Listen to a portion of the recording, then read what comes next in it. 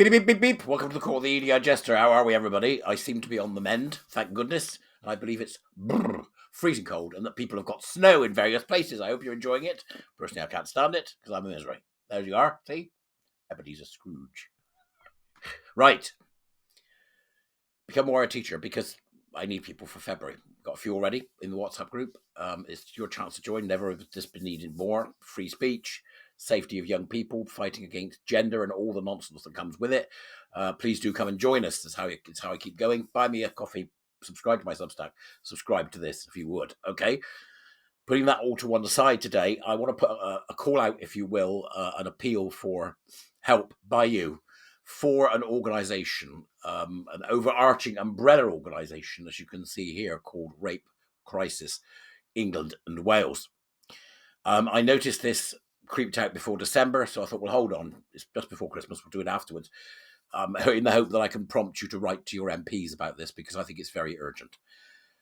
The situation regarding violence against women and girls in the UK is completely out of control, and it is absolutely necessary that we provide the services that women need at a time when they will be at their most vulnerable. Not only have we had the ignominious sight of men in dresses attempting to infiltrate these places, and in cases running one of these places in Scotland, we now have a situation whereby there may be a funding problem as well as an issue with the increases in national insurance that Labour has foisted upon businesses, which is going to be a disaster, by the way, for a number of reasons, not least of all, it will put many of them out of business.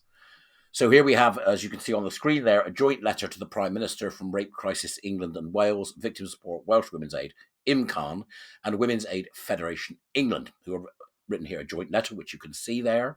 It says download the letter. You'll be able to download the letter yourself so you can read it.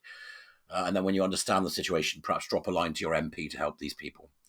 Our CEO, Cara Bergman, along with the leaders of Victim Support Welsh Women's Aid, IMCAN, and Women's Aid Federation England, with links there on the site if you want to visit and find out more about these specific organisations, has written to the Prime Minister warning that without additional support, our services will be left with little choice but to lose staff, close waiting lists, and in some cases, shut down altogether. This comes in the face of recently announced national insurance increases, coupled with a reduction in funding for police and crime commissioners. You're then able to download the letter, which was written to, as you can see here, the Right Honourable Keir Starmer MP and Prime Minister, 10 Downing Street.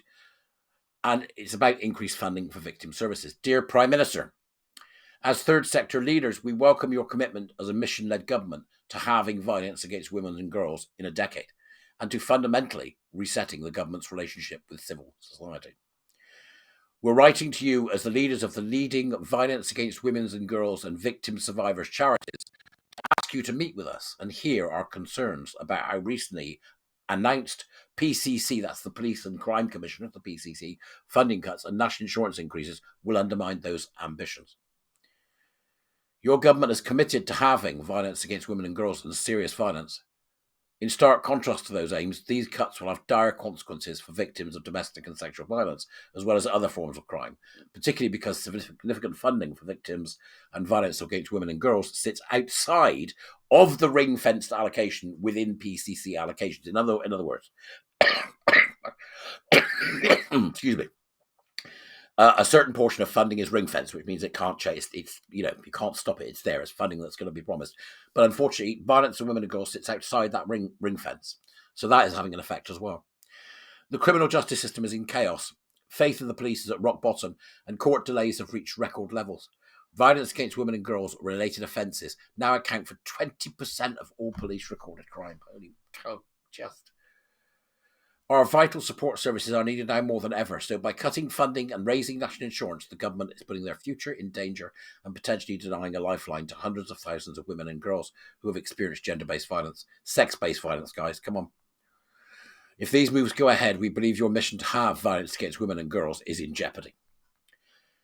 We recognise that the government is committed to investing in public services such as the NHS and policing, but Women's Aid Federation of England and Res Publica Research have demonstrated that it is significantly more cost-effective to invest in specialist services such as a response to